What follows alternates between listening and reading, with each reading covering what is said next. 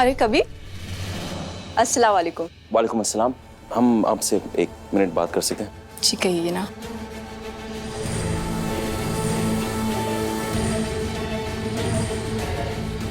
या अल्लाह, ये तो बहुत बड़ी प्रॉब्लम हो गई है। देखिए, इसलिए हम आपके पास आए। हम एक मौलवी है और हमारा इस इंडस्ट्री से कोई लेना देना नहीं, मगर आप शायद आपका कोई दोस्त हो जो एक मॉडल हो, या आप किसी को जानती हैं जो मॉडलिंग करने में कुछ इंटरेस्ट दिखा रहे हैं। हम तो शहर में नए हैं, हम तो किसी को भी नहीं जानते हैं।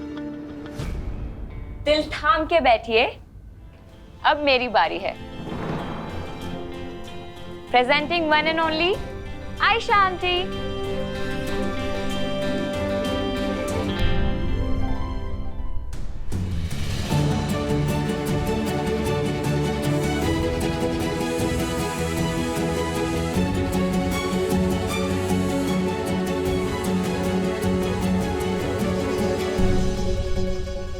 ये आप क्या कह रही हैं बेगम? आप ज़ारा के फैशन शो में जा रही हैं?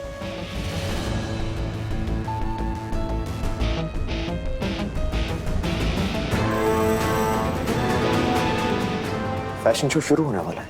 शो कैसे शुरू हो सकता है? ज़ारा के पास तो मॉडल्स ही नहीं है अब्बू, ये कैसे हो सकता है? नहीं, हमसे ये सब नहीं होगा। हम ना स्टेज पे साइकोथेरेपी के बारे में डिस्कस कर सकते हैं, लेकिन ये मॉडलिंग नहीं, ये हमारे बस का रोग नहीं है ज़ारा। अरे उस मॉडलिंग करवा के ना पूरे माशरे के सामने हमारा मजाक उड़वाओगे तुम। हम नहीं करेंगे सब। हमारा यकीन करिए, हम आप लोगों का सर नहीं झुकने देंगे। ज़ारा, ये कोई वैसा शो नहीं है जैसा दुनिया वालों का होता है। हम आपकी बेटी हैं, हमारी गुजारिश मान लीजिए ना, हम पे यकीन रखिए, सब कुछ अच्छा होगा। नहीं करेंगे, नहीं होगा। अम्मा, सबीना खाला, आयशा अम्मी प्लीज। प्लीज होगा कैसे?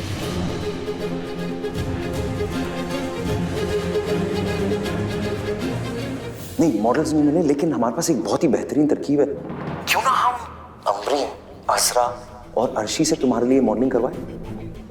यानी तुम्हारे कॉस्ट्यूम्स की नुमाइश क्यों ना ये करें? कभी सुनो, आइडिया बहुत अच्छा है। हाँ, लेकिन हमने ना मैगजीन्स में पढ़ा है, ये जो मशहूर डिज़ाइनर्स होते हैं हमेशा कहते हैं कि अगर आपको अपने डिज़ाइंस जल्द से जल्द आवाम तक पहुंचाना है ना, तो वो कहते हैं कुछ ऐसे मॉडल्स का सहारा लो अपने डिज़ाइंस पेश करने के लिए जो यूनिक और नए हों। हमें लगता है कि हमारे डिज़ाइंस के लिए मॉडलिंग आयशा अम्मी, अम्मा और सबरीन खाला करें।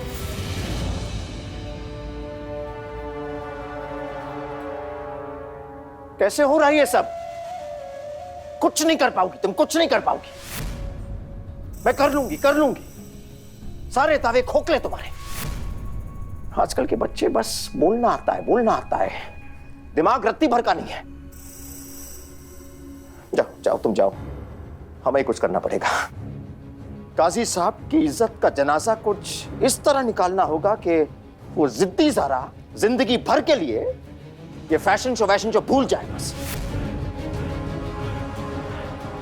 हाँ शकील मियां भाई, कुछ काम था आपसे।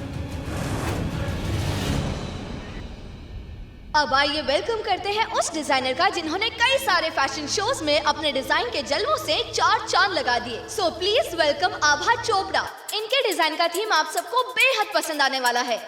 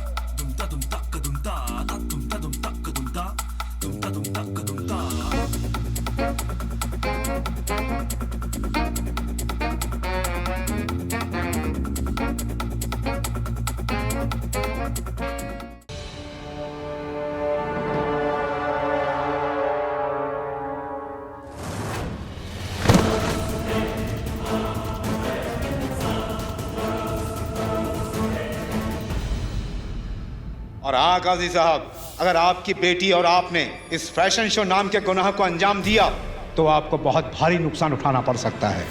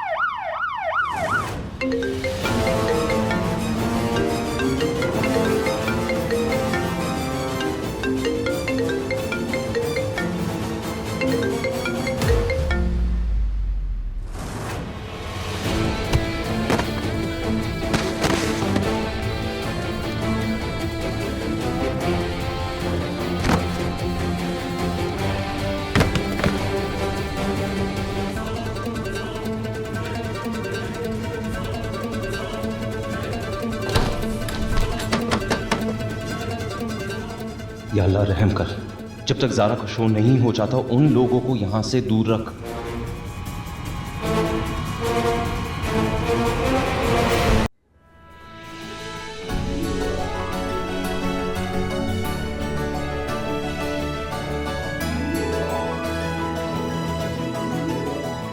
यासर, आई एम सेंडिंग देम।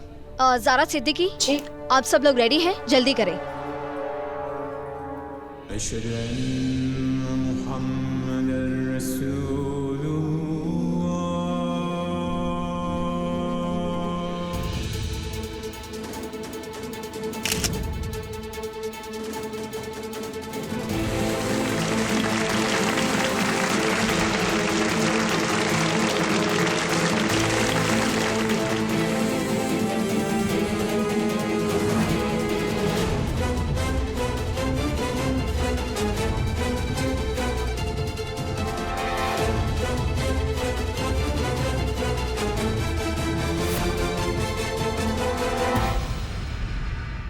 तो अब बारी आ गई पार्टिसिपेंट नंबर 8 की, जिनके डिजाइन्स ना सिर्फ आपको पसंद आएंगे बल्कि आप सबको एक बार सोचने पर भी मजबूर कर देंगे।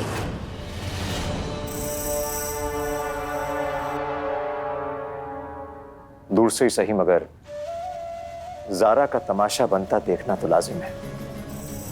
दिल को सुकून, कलेजे को ठंडक मिलेगी।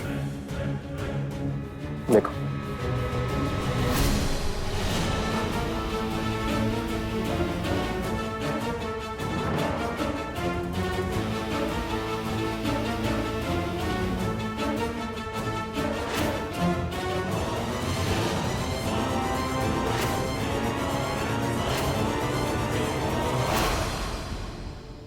तो अब बारी है इस शाम के आखिरी चिराग के जलने की। आप सबके सामने आ रही है हमारे शो की आखिरी प्रतियोगी ज़ारा सिद्दीकी।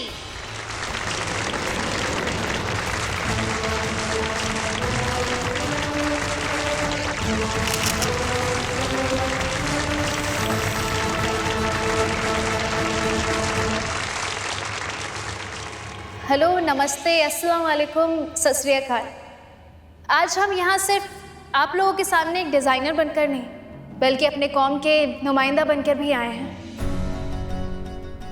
हमारे मज़हब ने हमें आज़ादी दी है कि हम वो काम कर सकें जो हमें पसंद है, और हमें लगता है कि हमारे मज़हब और हमारे कॉन्स्टिट्यूशन ने हमें जो आज़ादी दी है उसका सहारा लेकर औरतें ज़्यादा से ज़्यादा तरक्की करें।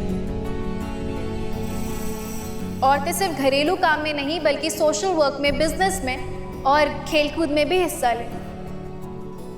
हमें इस बात का फख्र है कि हमारा मजहब किसी को भी तरक्की करने से नहीं रोकता है।